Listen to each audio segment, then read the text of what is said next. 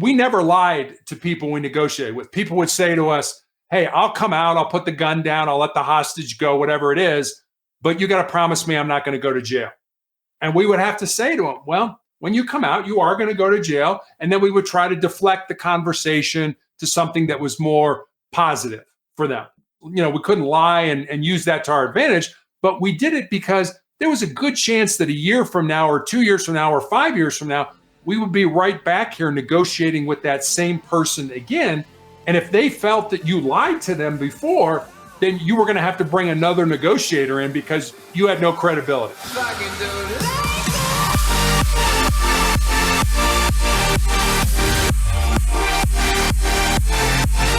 I am today accompanied by Terry Tucker. Hello, Terry. How are you?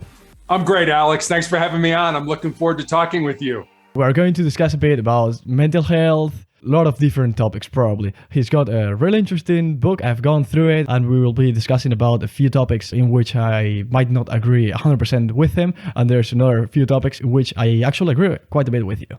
So tell us, Terry, who are you? What's your background?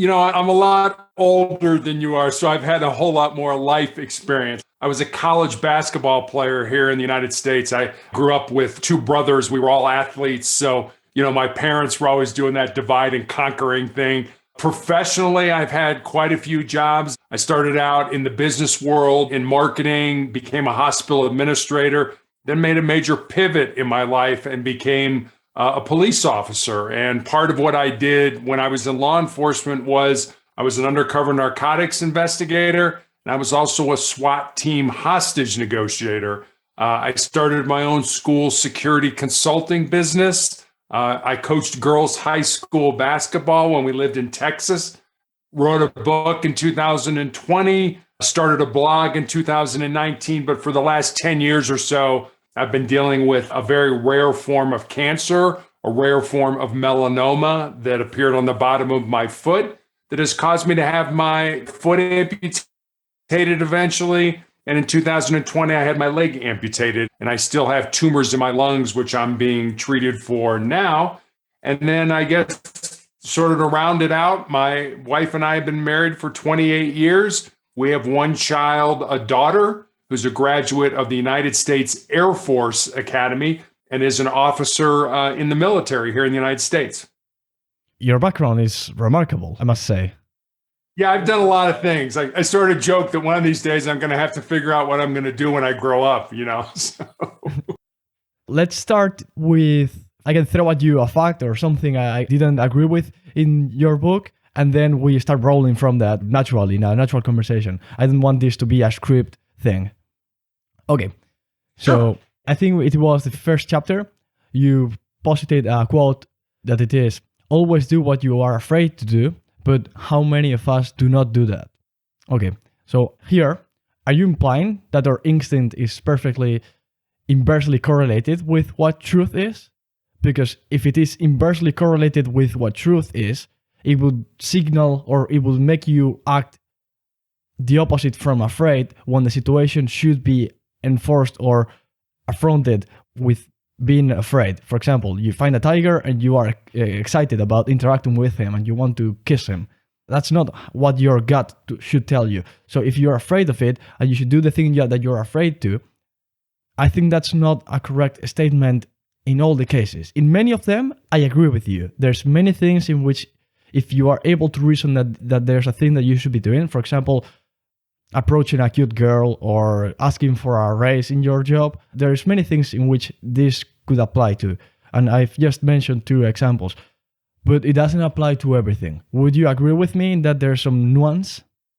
I think there's nuance in life. I think we like to live in the black and the white. We like to absolutely know or absolutely not know that something is going to be that way. But 99% of life occurs in the gray. Where I think overall, I believe in that statement that I did. Are there exceptions to it? Absolutely. I think there are exceptions to a lot of things in life that we think are absolutes. So I don't disagree with you in that regard, but I honestly believe that, we like living in the comfortable. To the mind, the status quo, the way things are right now is good, it's comfortable, and we like it. and don't mess with it. But the only way we're going to grow, the only way we're going to get better, the only way we're going to improve is if we step outside those comfort zones and do things that make us uncomfortable. Sure, we can live in that, hey, you know what? Things are great right now. And a lot of people do. A lot of people live in that, you know what? I like it here. I'm comfortable. I don't want to stretch. I don't want to grow. I like it where I am. And that's fine if that's what you want. But if you want to be great, if you want to excel, if you want to, find your purpose, your passion, your why in life, you're going to have to do some things that are uncomfortable, especially if you want to be successful in those things. Because I always believe that the road to success is paved with failure. And with failure comes, oh man, I messed that up. I feel bad. Somebody got hurt, whatever you want to say. So I think you're going to have to do some things that scare you with the understanding that I don't know how this is going to turn out, but we'll see how it goes. Okay. Yeah. Your point of view is quite reasonable, as I had the opportunity to see when we had our first chat. Right. I like your point of view in general and towards life, especially with you're a cancer warrior, as you like to call it. That's a remarkable thing. I haven't had people really close to me suffering from cancer, fortunately, but they had a second level in family closeness. I don't know how you call it. But I've had people not directly from my family, but people related to my family that had suffered cancer and had died to cancer. And it's hard. And it's something that I don't have a good criteria to approach it. But the only thing I can say is that it is a super hard thing.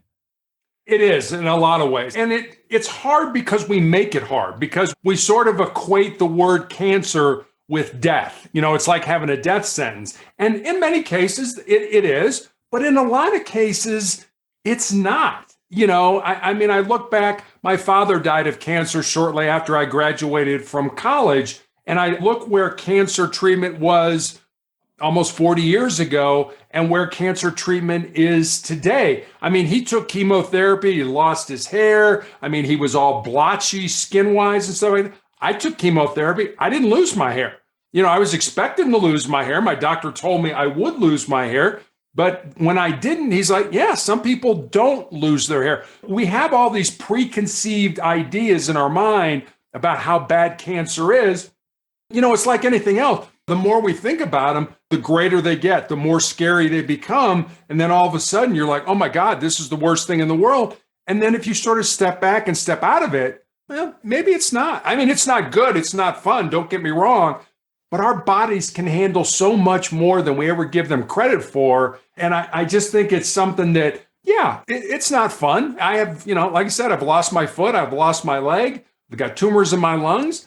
But I'm still sitting here 10 years later talking to you, and have a relatively good life because, I'm my own cheerleader. I'm my own coach. I'm part of my team, my family, my doctors, my nurses, and all that kind of stuff. You can't do it alone. Just like so many other things in life, you can't face a disease like cancer by yourself because it tends to isolate you as it is. There's a big component there of a self-fulfilling prophecy. The more you believe that you can affront it, you actually will be able to affront it better. Absolutely. But there's also maybe some selection effect in that, in respect to the fact that you are now in front of me being able to talk to me may only mean that you were lucky in surviving it, not that your theory was correct. But I would agree with you. If there's no way to prove if your theory scientifically, because you're only one person, we cannot test this 1,000 times with 1,000 Terry Tuckers, Right. So if we cannot do that, and it seems like the self-fulfilling prophecy theory applies to a lot of things in life, and it seems to apply to cancer, I would guess that the most reasonable thing to do is believing that you can do it more often than not will increase your odds of being able to do it. I think so. I really do. And so much of that is mindset. Now, you know what? We all have an expiration date. We all have a time when we're going to die, and we don't know when that is. And we also really don't have a lot of control over that. Now, we can certainly do things, eat right. You were talking about what you did over the weekend, exercise, get plenty of rest, not abuse our bodies. We're still going to die. I don't care how much exercise you do. I don't care how great you eat. We're still going to die. But, it's what quality of life do you have? And, people that, drink to excess, that are on drugs, that smoke, that do all the things we know are bad. And then are like, oh my gosh, I got cancer. Duh. I mean, it's like, yeah, I mean, you didn't do anything to help yourself. But the bottom line is we're all going to die. The key here, I think, is everybody dies. Not everybody really lives. And I heard a Native American Blackfoot proverb here in the United States years ago that I love, and I'll share it with you. And it goes like this. When you were born, you cried and the world rejoiced. Live your life in such a way so that when you die, the world cries and you rejoice. That's what I want. That's what I'm looking for at the end of my life. Oh wow, that's deep. That hit me super hard. Everyone dies, but not everyone lives. Depends on how you define life and how you define, well, Right. not death, whatever you define death as. You could certainly agree with me that everyone dies, but depends on how you define life. Some people, or not everyone, might do the thing that, like, self-achievement in developing yourself as a person to a certain level that you consider your life to have been worth living. Yeah. I mean, we all exist, but do we really live? Do we really embrace life? Do we, drink deeply from the cup of life? And a lot of people don't. And I don't have any control over those people, and people get all excited about, this is going to happen or that's going to happen. When I coached basketball, I used to tell my players, the only two things that you have any kind of control over in your life is your attitude and your effort. Everything else pretty much is outside your control, which goes back to what we were talking about before. We like to live in the black and the white, that's great. But so much of life is in the gray because we don't have control over it. I don't have control over my boss doesn't like me. I'm not going to get the promotion. Oh, okay. I don't have any control over that. But can I do the best job every day when I come to work? Sure, I can. That doesn't mean I'm going to get anything out of it. This is highly related with the serenity prayer. Do you know it? Yes. I will read it to the audience if you don't know it. God, grant me the serenity to accept the things I cannot change, courage to change the things I can, and wisdom to know the difference. I wish this could be applied in a bigger proportion to my life. Hey, that's up to you. I mean, you can apply that. If you want to do it, do it. If you don't want to do it, don't do it. And that's taking responsibility for our own lives and not handing it off to somebody else. And I think I might have said this to you when we had our pre-call, that I want my life to be based on the decisions that I made, not the ones that I didn't make or the ones that other people made for me. And I realize a lot of that's out of my control. Other people are going to make decisions that are going to impact my life that I have no control over.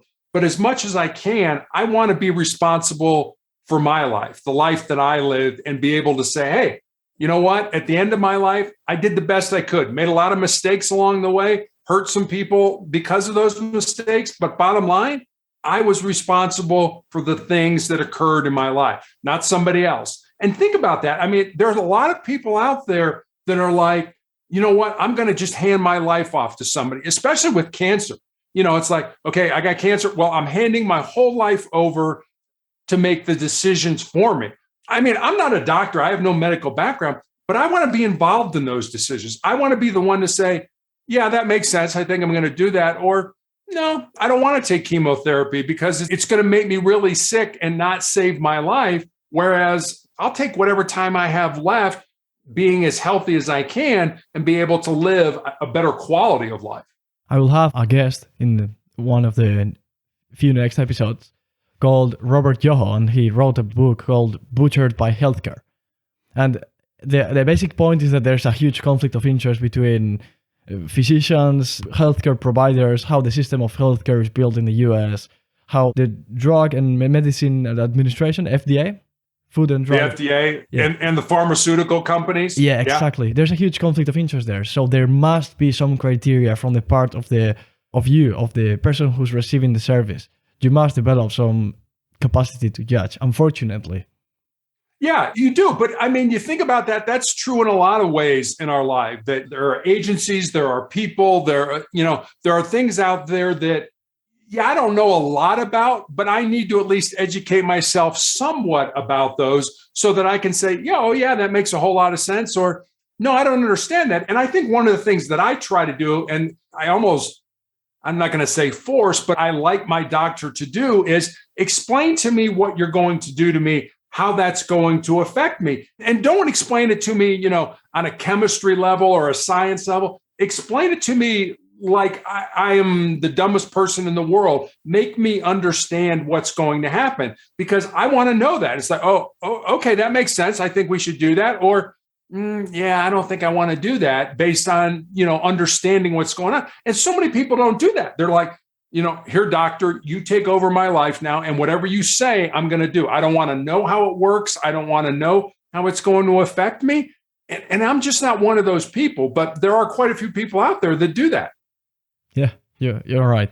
But it requires the guts and maybe in many scenes of life, getting to the point in which you know enough to have a good gut feeling is too much. And I don't know if this could be applied to everything, but going back to our previous point, most of the things are generally not black or white. They are mostly gray. So yeah. I don't have a criteria to say you should do this or this. It's mostly improvising.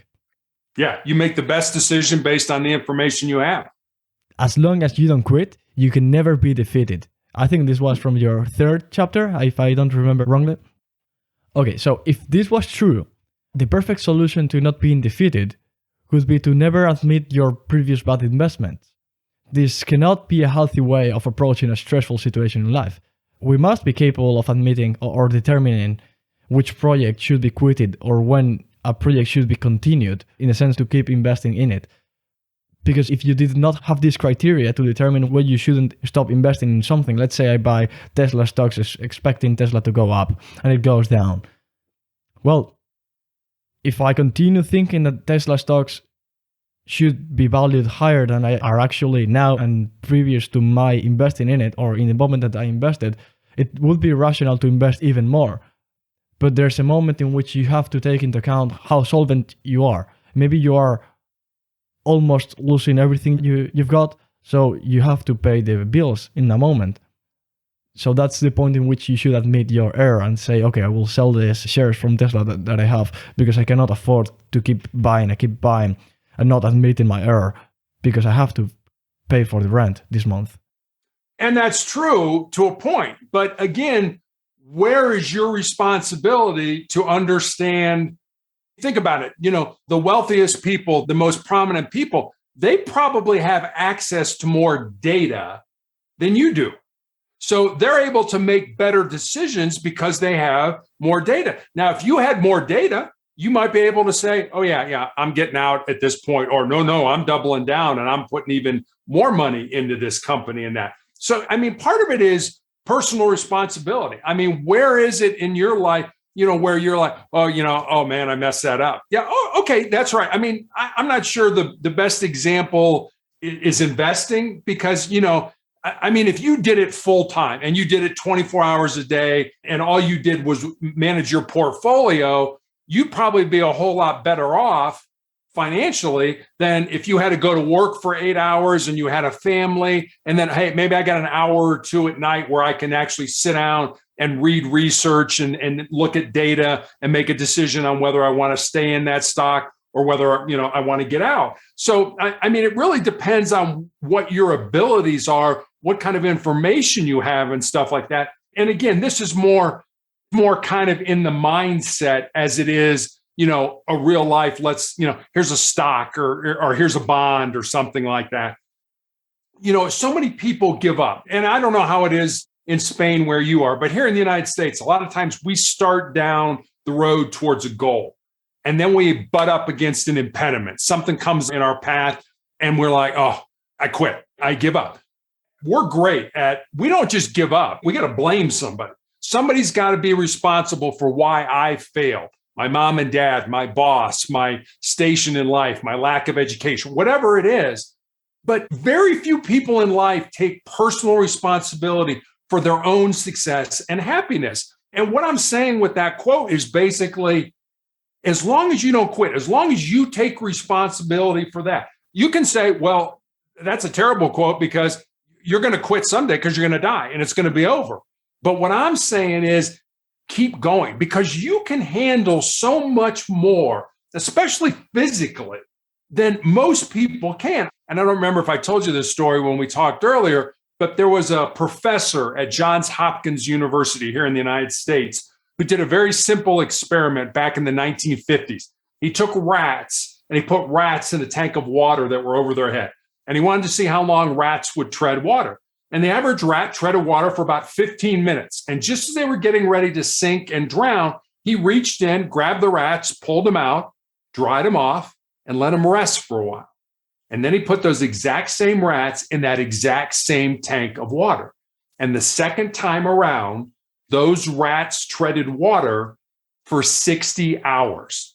Think about that. First time, 15 minutes. I can't do any more. I'm going to drown. I'm going to die. It's not like, oh, I didn't make it. I'm going to die. Second time around, 60 hours, which said to me two things. The importance of hope in our life. Number one, got to have hope. Got to believe that whatever we're doing here is going to lead us someday, maybe not next month, maybe not next year, but someday to something that's better in our lives. And number two, just how much more the physical body can handle than we ever give it credit for. So I looked at that quote more as kind of a mindset, as just don't quit, because you can handle so much more than you ever thought you could. We quit, we give up long before we ever should. I see a mixture between two philosophies, the extreme ownership of Jocko Willink and Stoicism. You have to be able to calibrate what your situation is and how your mindset has to be able to deal with, no matter how much suffering you're going through. Partially, you can reduce it through mental toughness, and partially you just have to deal with it. Because no amount of suffering is not worthy of being lived. You're right. And, I say that, but I guess there's sort of the flip side of that. Everybody has a breaking point. I don't care how tough you are, how strong you are. Eventually, you get to the point where you just can't handle whatever it is anymore. But I guess what I feel about that is that point of having to, I just can't do it anymore, is so much further down the road than we ever give it credit for. I mean, we're ready to quit much earlier than we ever need to quit because our bodies, our minds can handle a whole lot more. It's just people like, oh, this is hard. This is difficult. I'm tired. Yeah, I get it. I'm tired too. I'm tired. I don't have a leg. I hurt all the time. I'm being pumped with drugs to keep these tumors in check. Yeah, I get it. But you know what? I'm not done yet. I can do so much more, but so many people quit long before they ever need to. If you are saying this, maybe everyone should be recalibrating the amount of strain that they are willing to withstand. I agree. I think they should, because I really think that we give up. I guess it doesn't have to be regarding an illness. It could be with a job. It could be with, as an entrepreneur, you're starting a new company and, things aren't going well. And you're right. Just like you talked about the investment side, there's a point in time when you got to be like, I got to cut bait. I got to be done with this. Or can you keep going? Should you keep going? Like I said, it goes back to, I think, our initial discussion, black or white. Should I stay in this company, or should I quit and give up? Well, unfortunately, that decision's in here, in the gray, in that part of, I don't know. You got to decide that. And sometimes you're wrong. And that's okay. It's okay to be wrong. I think Nelson Mandela, the former president of South Africa, had that great quote of, I never lose. I either win or I learn. And as long as you're either winning or learning, you're continuing to grow. And as long as you continue to do that, even if you lose, so to speak, on the scoreboard, that doesn't make you a loser. You only become a loser when you start blaming somebody else for, the situation you got yourself into. You cannot defeat a growth-minded person. You can only teach them new points. Let's say you and I debate. I think you are a person who's quite focused in the growth mindset perspective.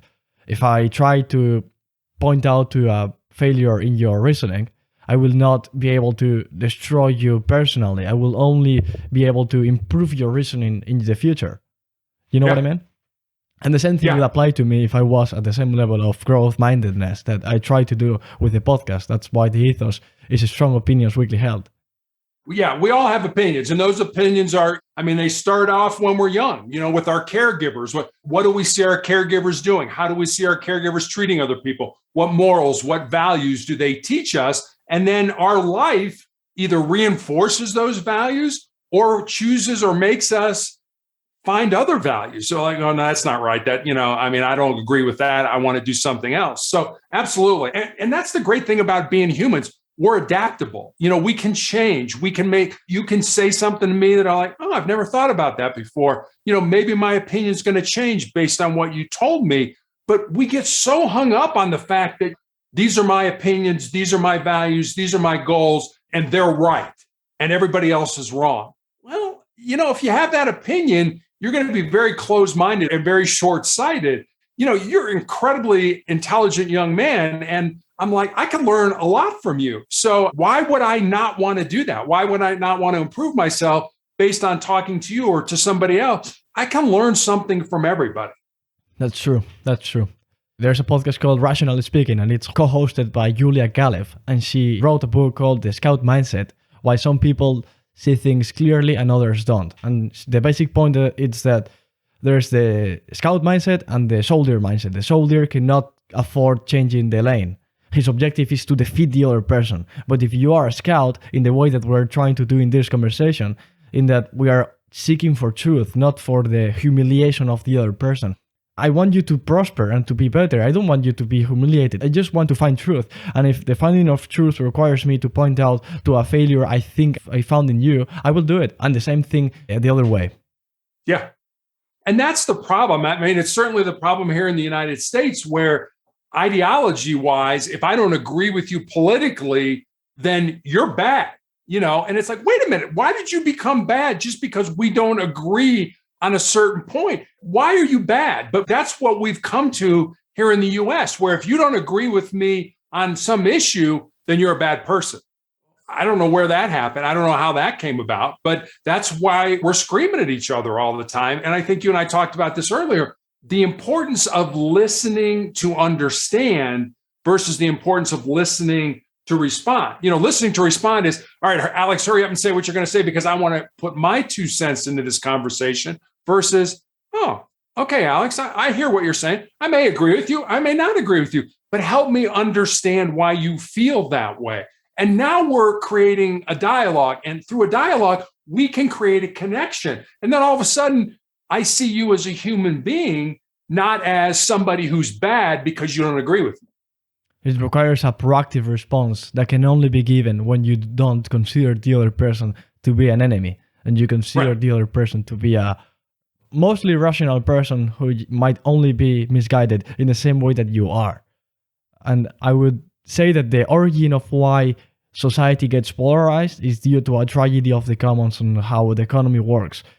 Politicians get benefited by polarizing society because as the stakes are higher and as more things are dependent on the political process, the people managing the economy in politics are better off. They want things to be polarized, but you and I, normal people, don't want society to be polarized. We want more peace and harmony to exist. That's similar to the warmongers, people who want to invade Afghanistan. Not only Afghanistan, but most of the wars in the Middle East were incentivized by people who wanted the wars actively because they were going to be personally benefited. I'm not making the claim that those wars weren't justified. Some of them weren't, some of them might be, but I don't have a criteria to judge if they were or not. I'm just saying that there's people who wanted, not because of the justification of in geopolitical terms, but in personal benefit terms.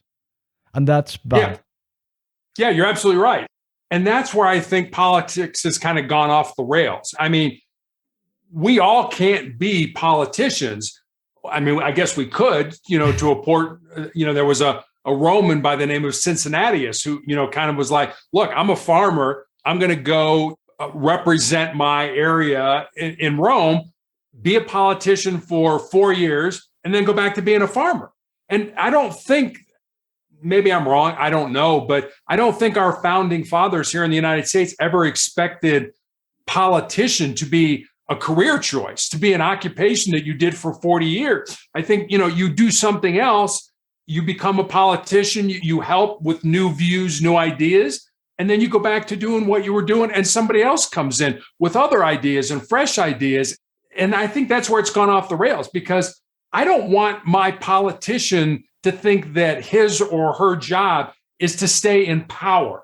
I want my politician to do things that will benefit the people in the United States instead of just trying to stay in power. And that's where I think we've gone off the rails. I think most Americans would tell you, that our politicians don't care about us. They just care about staying in power. Interesting.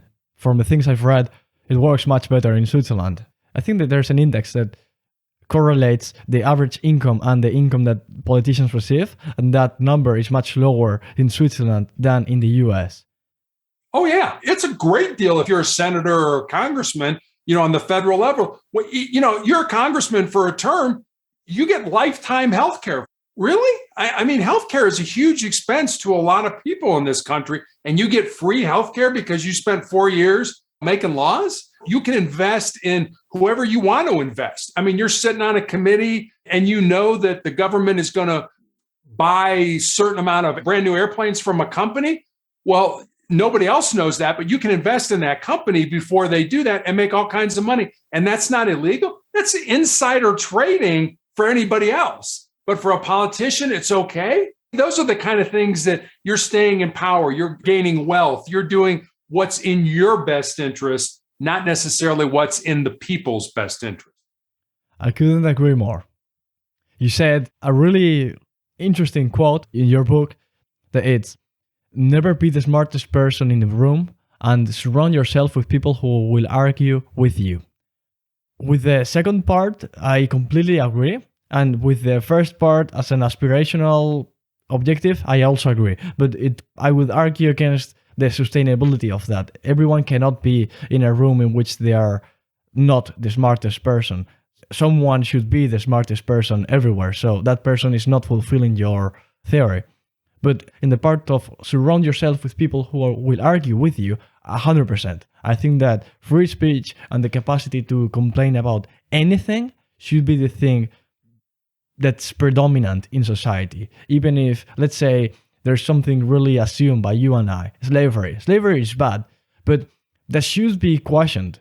Why is that something that we assume so openly?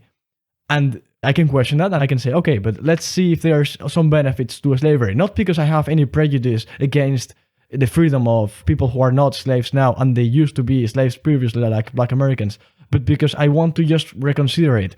And I would be brutally debated by people say, no, slavery is bad because all these arguments that posit that everyone were made equal on the eyes of God, as in the US Constitution.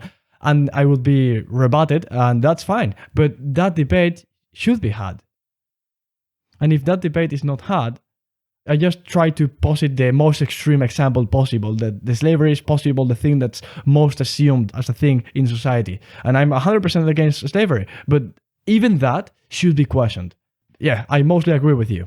I'm reading a book now about Abraham Lincoln, who really kind of came to power right before the whole South seceded from the United States and all that. And I'm trying to remember what the book's called. It just went right out of my mind. But basically, it's about his cabinet, the men, at the time it was all men, that he put in his cabinet. Usually the way it is now, if you're a Democrat and you're in power, everybody who's on your cabinet is a Democrat. Same thing if you're a Republican. Everybody who's in your cabinet, if you're the president, is a Republican. And so what Lincoln did was, I'm not looking for the best people in my party. I'm looking for the best people.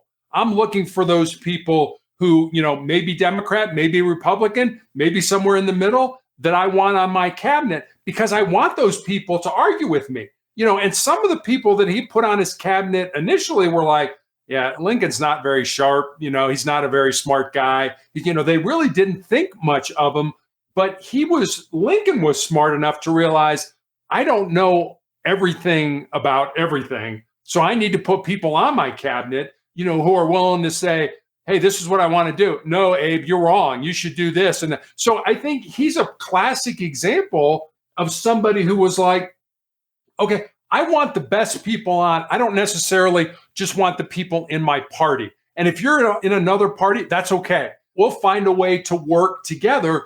And that's what he wanted. He wanted people that would argue with him. He wanted people who would be like, no, I don't think that's the way we should do that. I mean, ultimately, it's person on the top. It's the boss, it's the president, it's whoever who's going to have to make the final decision.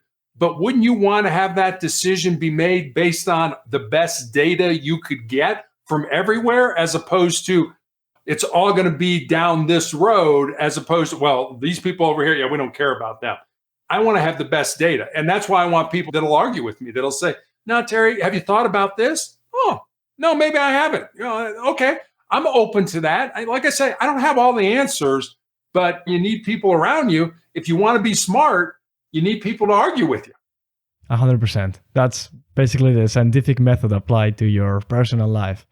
Because I find many situations in my life in which people don't really consider things for a second time. They just get into a point in which things are given and they don't really reconsider their thought.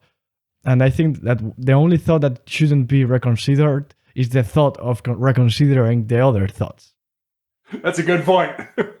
Take smart, calculated chances and learn from your mistakes. Take responsibility for your errors and don't be afraid to apologize. That's kind of do it first, say sorry after. Yeah, it's easier to ask for forgiveness than it is to ask for permission. Yeah, something like that. Yeah. I love it. I applied this in my life in many different ways and it works. When you just feel like someone is interesting and you would like to meet him, you just approach him and you say, hey, I found like your business is really interesting. I would like to know how you built it. It's successful. It's amazing. I would like to know more about how you've achieved this. That's the way of going. Or even in dating, you should be able to go to someone who you find attractive or interesting, or in whatever way you consider someone to be attractive to you. You go to him or to her and you say, hey, I find you attractive. Do you want to have a coffee one day? That's having enough confidence in yourself, being confident in your skin to be able to say, I mean, let's be honest, we're all narcissistic. We love talking about ourselves and what we're doing and our job and things like that. And when somebody approaches us and says, hey, I'd like to have coffee with you, or hey, I want to understand why you started that business or that podcast or wrote that book or whatever it ends up being, people are like, wow, somebody's taking an interest in my life.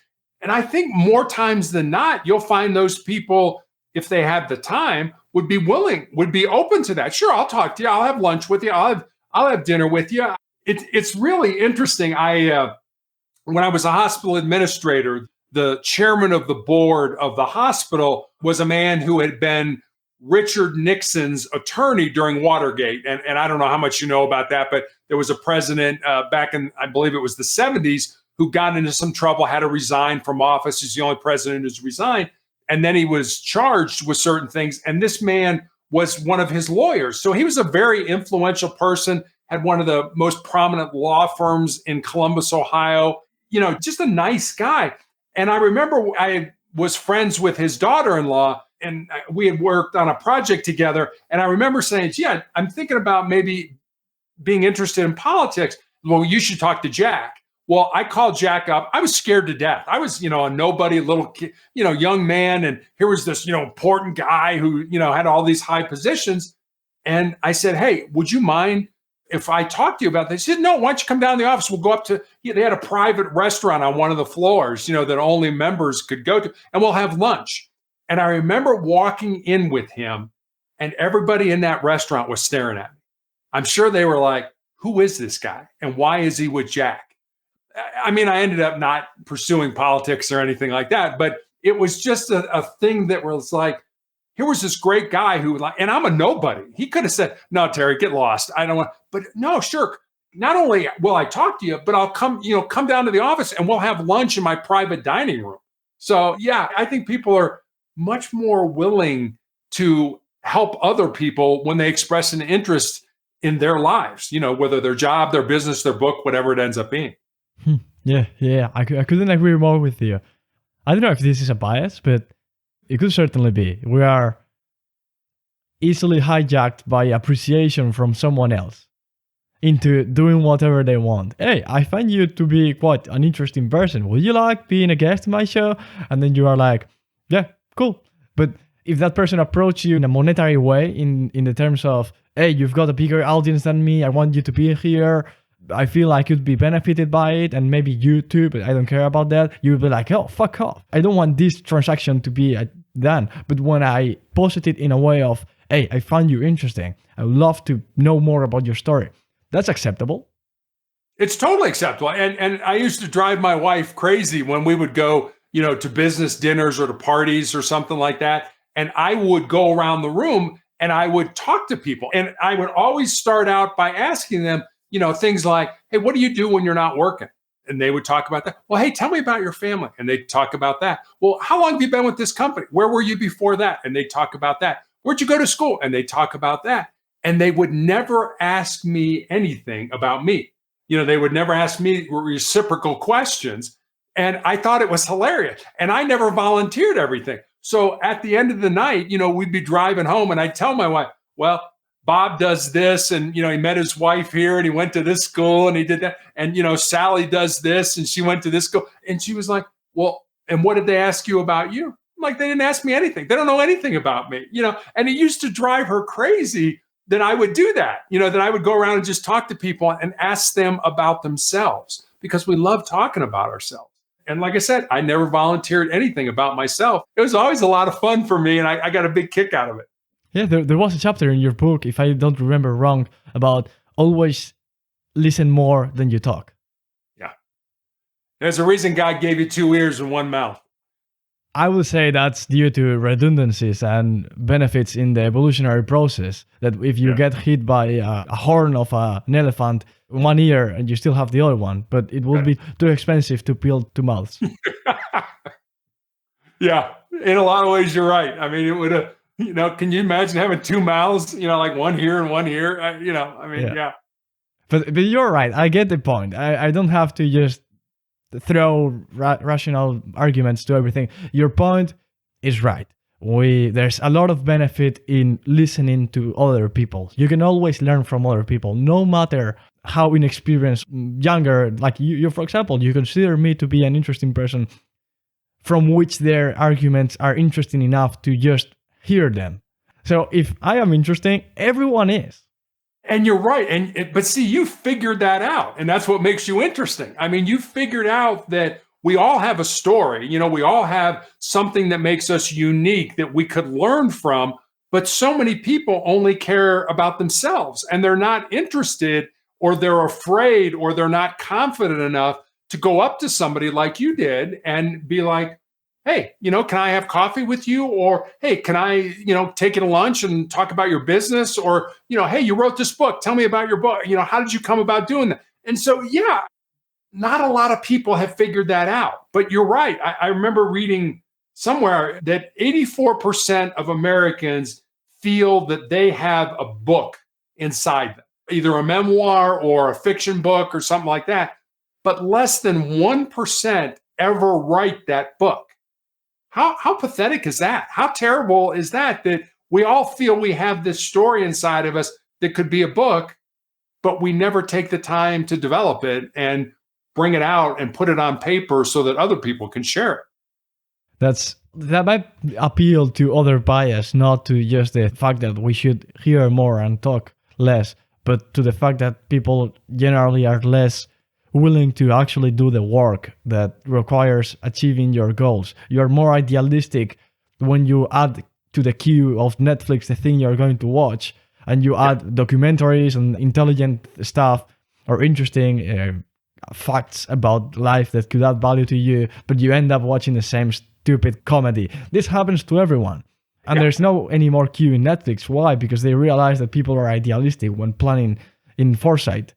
But in retrospect, you realize that foresight is useless, and that, well, almost useless. It sometimes is useful, but I get what you mean. Yeah, you're right. I had a last point noted here. It's love yourself, love the people in your life, but most importantly, love the people who don't deserve your love. They need it the most.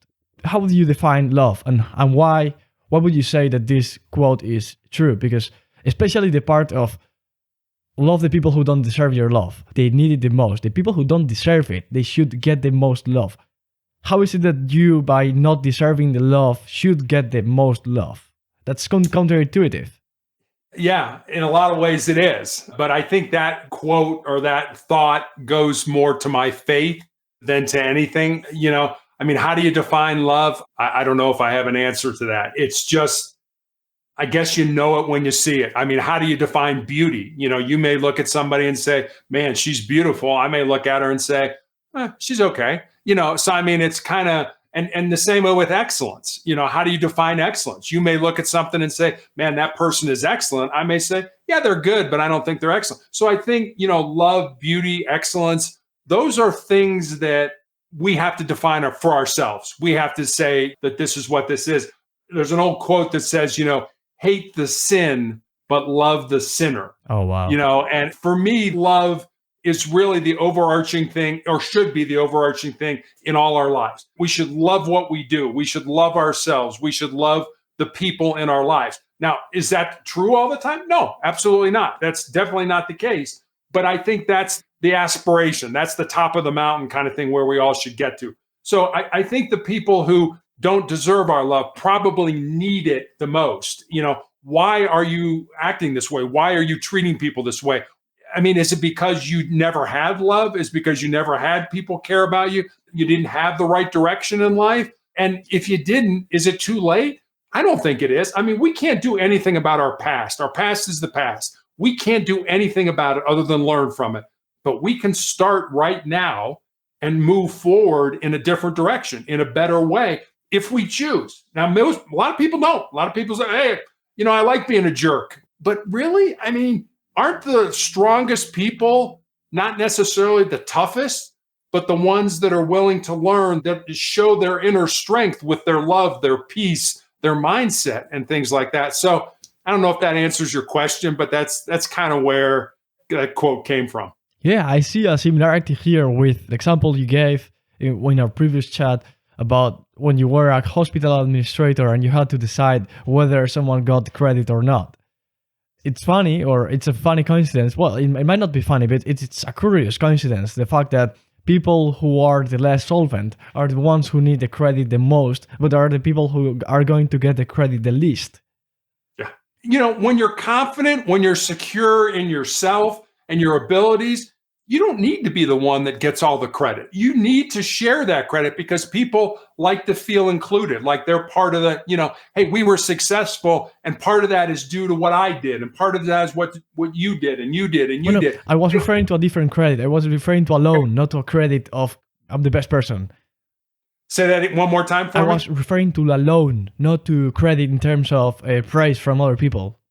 I totally agree with you in that regard. It's funny. I think back, about the love story when I was a young man, 13, 14 years old, a kid, really. I admired this basketball coach here in the United States from the University of California at Los Angeles. And he was a very successful coach. And I remember one day he was being interviewed and I literally had a piece of paper and a pencil and I was writing down things he was saying and trying to apply those things to my life. The commentator asked him something about, you're a great coach, you've won all these championships, but what motivates you? What do you want your players to learn? What do you want your players to take away from, their association with you and the team and the university? And he brought it around. He said, I don't care what you do in life. I don't care how successful you are. It should all come back to love. Love yourself, love what you do for a living, love your life, love the people in your life. And I was like, no, coach, come on, give me some good X's and O's, and things like that. I mean, love, are you kidding me? No, that's, men don't talk about love, but men should talk about love. Men should talk, we think we're too macho that we can't talk about it. We should talk about it. I mean, everybody should be able to talk about it because I think it should be the overarching thing that guides all our life. If we do things out of love, for ourselves, for our job, for our fellow man, I mean, yeah, things are still going to be messed up, but maybe they'll be a whole lot better. I would define love as a willingness of a good going of someone around you. If I want you to prosper, that's love. If I want you to prosper, that's love. I don't know if I agree with that. Maybe not prosper in economical terms, but in any terms, to flourish as a person. What about the part of I want to give without ever asking anything in return? I mean, is that love? I will help you out. If you are bankrupt, I will give you money. But I see you flourish in a higher odds than if I didn't, without expecting the money back. Just because I want you. The ultimate standard is seeing you flourish, not me getting the money back. Interesting. I guess personally, I think that's kind of a superficial, kind of scratch the surface part of love. I think it goes deeper than that, which is why I don't think I can define it. I think I know it when I see it, I know it when I feel it, but to define it, I remember I'm Catholic, and part of when you get married, you go to sit with a priest and stuff like that, and you talk about different things, that'll come up in a marriage. And I remember one time I was talking to this priest friend of mine, and I said, how do you know if a couple's good together? You don't know all the time. But he said, I always ask them, do you love that person? Yeah, I love it. Yeah, I want to marry that person. Yeah, absolutely. Well, how do you define that? And he said, the people that seem to be like, can't define it, he says, those are the people that seem to be successful at it because it's so deep. I mean, it's so much in your soul. It's like, it's there, but I just can't grasp it. I know what it is, but I can't define it. And where so many people are like, oh, love is this or love is that. I'm like, ooh, you're kind of constraining love that I think is just that I'm not sure it can be constrained. Okay, yeah, I get your point. I think you're actually right. Yeah, maybe my definition is too narrow, or I get your point. Let's talk about your hostage negotiation part. How was it? Can you give some anecdotes over that? Sure, it was a lot of fun. It was hairy in a lot of ways. The thing about negotiating is that, a couple things. One of the things that was kind of the overarching part of negotiating was trust. You were developing a trust with this person, just like, a husband and wife or a parent or a child or your boss or support. You have to develop a relationship. So that's what you were doing, but you were doing it in a very short period of time over the course of maybe hours. And so we never lied to people we negotiated with. People would say to us, hey, I'll come out, I'll put the gun down, I'll let the hostage go, whatever it is, but you got to promise me I'm not going to go to jail. And we would have to say to them, well, when you come out, you are going to go to jail. And then we would try to deflect the conversation to something that was more positive for them. We couldn't lie and use that to our advantage, but we did it because there was a good chance that a year from now or 2 years from now or 5 years from now, we would be right back here negotiating with that same person again. And if they felt that you lied to them before, then you were going to have to bring another negotiator in because you had no credibility. It'd be like, absolutely not. Alex, I don't trust you. So I don't want to have anything to do with you. Get out of here kind of thing. So that was one reason. The other thing we did was we used silence to our advantage. And I guess the way I think about this is, we've all been to the park when we were kids and been on a teeter-totter or, a seesaw and that kind of thing. And when we started negotiating, the bad guy's emotional brain was way up in the air and their rational brain was down on the ground.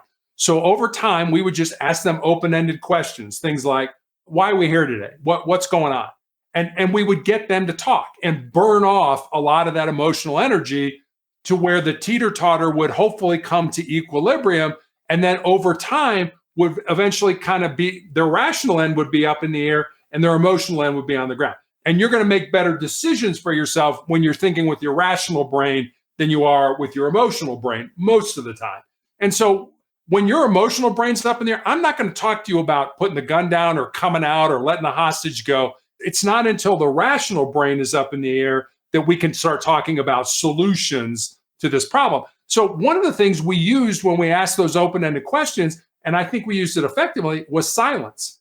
We would ask an open-ended question, person would talk for a while, and then they would stop talking. And then we would just sit there in that silence. And for most people, that silence is uncomfortable. And so we would, it's like, yeah, I want to talk, but don't just sit here. And then the other person start talking again. The bad guys start talking again. So, and again, that's what you want. You want them talking. You want to burn off that energy. So silence was another thing we used very effectively. Trust was something I talked about. We talked about the, listening to understand versus listening to respond. And I guess I'll give you a couple stories if you want, a couple negotiations. One is kind of funny. The other one's a little sad, but kind of interesting. The funny one first. So like I said, we don't start talking to people about coming out for a long time. Could be a couple hours, before that. Teeter-totter, is it illegal, And so I was working this particular night in a marked car in a uniform, and I got to the scene pretty quickly, and I was talking to the officers on scene. I'm like, what's the deal? It's like, he's drunk. He's barricaded himself in the house with a gun and his wife, and he won't come out. Like, okay, do you have him on the phone? Yeah, I have him on the phone. So let me talk to him. So we talked for about 10, 15 minutes. And I just had a feeling, I had a gut feeling. And I said to him, what would it take for you to come out? And he's like, give me a beer. I said, if I gave you a beer, do I have your word you would come out? He said, do I have your word I could drink it? I said, you have my word you could drink it. Do I have your word that you will let your wife go and come out? He's like, yeah. So I gave $5 to one of the officers. I said, go down to the store, buy a beer. The tactical team put the beer on the front porch. And I called them back and I said, your beer's on the front porch, but you don't get it until your wife comes out. You put the gun down and you come out with your hands up. All of a sudden, the front door flies open. Here comes his wife. Here he comes with his hands up. We handcuff him, let him drink the beer, and off to jail he went. So it was a very unorthodox negotiation. So that's the first story. The second story is a little bit sadder, but still has somewhat of a happy ending. This individual, it's probably 8 o'clock at night. He wants to kill himself. He's decided he's going to commit suicide. So he slits his wrist. Well, that doesn't work for him. He doesn't do it the right way. And then for some reason, he makes the decision that he thinks it's a good idea to turn the gas on in his oven and stick his head into the oven. I didn't quite get that, but he thinks that's going to work. Well, that didn't work either. Well, now he's got a gun and he calls one of his family members, and his family members call the police, and we get there and I'm negotiating with him. It's probably 4 o'clock in the morning now. And so, he's like, oh, I'm really tired. I want to come out. I'm like, good. I said, just put the gun down. Come on out. When you come out, I'll come down to the scene and we'll talk face to face. And he's like, I'd really like that. I said, but don't hang up the phone. Just put the gun down, go outside and do what the officers tell you to do. And then I'll come down. Okay. Well, he hangs up the phone, which isn't uncommon because we're conditioned to, when a call is over, to hang up the phone. So I didn't think much of it. But about 15 seconds later, one of the tactical officers comes on the radio and says, we heard a gunshot. And I'm like, oh my God, he didn't. He shot himself. He did. He shot himself in the head. But he shot himself at such an angle that the bullet went underneath his scalp, like right here on his temple, went around his scalp and came out the other side. Never penetrated his skull, never got to his brain. So here's a guy who 3 times tried to kill himself and ended up not doing it. I think that was God's way of saying, I don't want you up here right now. So you know what? You're not going to die tonight. So that was, those are 2 examples of some of the things that we did. And, 90% of the time we were successful at getting the person out. But 10% of the time, the people ended up making the choice to kill themselves. And I never lost sleep over that. And I don't want you to think I'm kind of a callous or a cruel person by that. But the way I look at it was, you're asking me to come into a situation that very well may have been festering for 10 years, 20 years, 30 years, and solve that problem in, 2 hours, 4 hours, 5 hours. I did the best that I could with the best people and the best training, but it was ultimately your decision how this ended tonight. It's amazing how those critical moments that have been built through bad habits, addictions, many mental problems through years or decades. And then the critical moment in which everything switches and someone decides to commit a killing or either suicide, and you are there and you try to solve it. But I guess that once that guy has been shown to be able to take that step, you note his name in a place to leave trait that person is mentally ill enough to be considered as a threat to society, don't you? We certainly take them to the hospital. A lot of times they go to the hospital before they go to jail, and they get evaluated by a psychologist or a psychiatrist. Do they need to stay in the hospital? Do they need medication and things like that? But, with a lot of mental illness, people, they take medication and then they start to feel better. And then somehow the logic is, well, if I'm feeling better, then I don't need the medication anymore. and then they revert back to the situation they were in, and then they do something stupid like get a gun or take a hostage or, say they're going to kill themselves, and we're right back in that situation. Instead of saying, well, this medicine made me feel better and I'm a productive member of society, I'm going to keep taking this medicine so that I can continue to feel that way. Somehow that doesn't click. It's always, I feel better, so I'm going to stop the medicine. And then they end up reverting back to having the same problems they did when they encountered us. Think about it. If you're talking to me and your house is surrounded by the police, you're probably having one of the worst days, if not the worst day of your life. Yeah. I wouldn't want to find myself in that situation, definitely. No. Cool. Terry, where can people find more about you? I have a website called Motivational Check. I put up a thought for the day. My social media links are there. I've got recommendations for books and videos. You can leave me a message. So motivationalcheck.com will get you to me. Cool. I will leave the link of Amazon to your book and to your webpage too. It's Sustainable Excellence. Wherever. That way. Yeah, Sustainable Excellence. The 10 Principles to Leading Your Uncommon and Extraordinary Life. Recommended read. Thank you. Perfect, Terry. It's been great. I appreciate having you. It's been fun, Alex. I enjoyed talking with you. Perfect. See you. All right. Take care.